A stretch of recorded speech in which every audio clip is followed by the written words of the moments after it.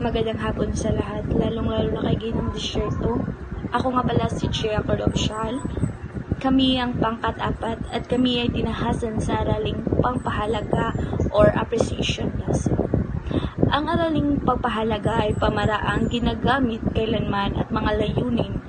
Guro ay mapahalagahan ng pag-aaral, ang ganda ng isang tula, kwento, awitin, tugtugin o ng mga likhaing sining ang gaya ng pintura o likhaing eskultura. Ang aring papahalagang talakayin dito ay ang pahalaga ng isang tula. Ang gurong gagamit ng pamaraan na ito na dapat na may kahandaan. Malamig ba, wika nga ang ulo niya. Wala bang malubhahing suliraning iniisip? May pangungusap sa Ingles, ani ay. Appreciation cannot be taught, it cannot only be caught. Hindi maiutos na pahalagahan ng isang bagay, ngunit maaring maihawa lalo ng mag-aaral ng papahalaga sa tula. Kung mainit ang ulo na may lubhahing suliranin, ang guro baka wala siyang panahon o kakayahan sa pagpahalaga sa tula at pati ng mag-aaral rin ay napapahalaga paghahanda or preparation. Magkaroon ng paganyak ang guro upang gisingin ang kawilihan ng mag-aaral matapos maganyak hawinin ang sagabal. Ito ang mag-aaral sa mahirap na salita na nasa tula. Ihanda rin ng guro ang mag-aaral para sa mabuting pakinig na pamagitan ng paggunita sa mga pamantayan sa mabuting pakinig. For example, kapag guro ka, dapat palagi kang handa para sa mga estudyante. Unang pagbasa o unang pagbigkas, first whole.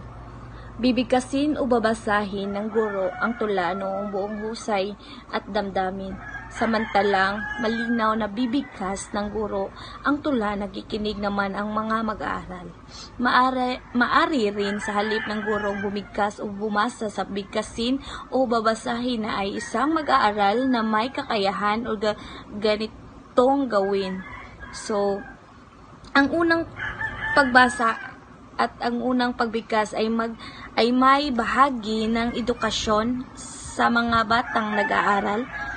Ang unang pagbasa ay tumutukoy sa pagsasanay ng mga bata sa pag-unawa at pagbasa ng mga simpleng salita na pangungusap. Samantalang ang unang pagbigkas ay naglalayong mapaunlad ang kakayahan ng mga bata sa wastong pagsasalita at pagbibigkas ng tunog at salita. Ang dalawang ito ay mahalagang bahagi ng early childhood education. Pagtalakay pangkaisipan or intellectual discussion. Pag-uusapan sa bahaging ito ang nilalaman ng tula, sasagot ang mga bata sa mga tanong pantiyak upang matalakay ang tula ayon sa pangkahulugan na may akda. Magkakaroon din ng talakayan sa mahihirap na bahagi ng tula at tungkol sa magagandang pahayag sa loob ng tula. So, ito ay isang proseso ng pagsusuri at pagsasaliksik sa nilalaman ng isang tula sa pamamagitan ng pag-uusap tungkol sa mga elemento nito, tulad ng mga tanong pantiyak, mga bahagi ng tula na mahirap unawain, at mga magagandang pahayag sa loob ng tula. Ito ay isang paraan ng pag-unawa at pagtuklas ng kahulugan ng akda. 4. Pagtalakay pangkagandahan or aesthetic discussion. Samantalang sa unang pagtalakay ay pinag-uusapan ang nilalaman ng tula, sa ikalawang pagtalakay ay pinag-uusapan ang kagandahan ng tula, ang kayarian ng mga taludtod, ang pagkakatugma-tugma ng mga dulong salita ng mga taludtod at talinghaga, at iba pa. So, ang ibig sabihin ng pagtalakay pangkagandahan or aesthetic discussion ay ang bahagi ng pag-aaral o pag-uusisa ng tula o akda na tumatalakay sa mga aspeto ng kagandahan nito. Ito ay naglalayong suriin ang mga elemento ng mga tula tulad ng kayarian ng mga taludtod, pagkatugma-tugma ng mga dulong salita, paggamit ng mga talinghaga at iba pa na nagbibigay kulay at halaga sa tula. Sa ganitong bahagi ng pagsusuri, tinalakay ang mga aspeto ng tula na nagpapahayag ng estetikong halaga o kagandahan nito. Magandang araw sa inyong lahat. Ako po pala si Sheila D. Himilia na narito po ako sa inyong harapan upang ipaalam sa inyo kung ano ang ibig sabihin ng ikalawang pagbasa o ikalawang pagbigkas o tinatawag na second whole. Ito ay bibigkasin muli ng guro ang tula. Inasahang higit na mapapahalagahan ng mga mag-aaral ang tula sa ikalawang pagbigkas na ito sapagkat nauunawaan nila ang tula. Isang layunin ng guro sa muling pagbigkas o pagbasa ng tula ay upang mabigyan ng huwaran o modelo sa pagbigkas. So bilang isang guro, kailangan nating muling ipabasa ipabasa natin sa mga mag-aaral ang isang tula. At dapat nating ulitin itong bigkasin o basahin upang mas maintindihan nila o mauunawaan nila ang tungkol sa ibig sabihin o kung paano basahin ang tula. At ang susunod naman nito ay ang ikatlong pagbasa o pagbigkas o tinatawag na third whole.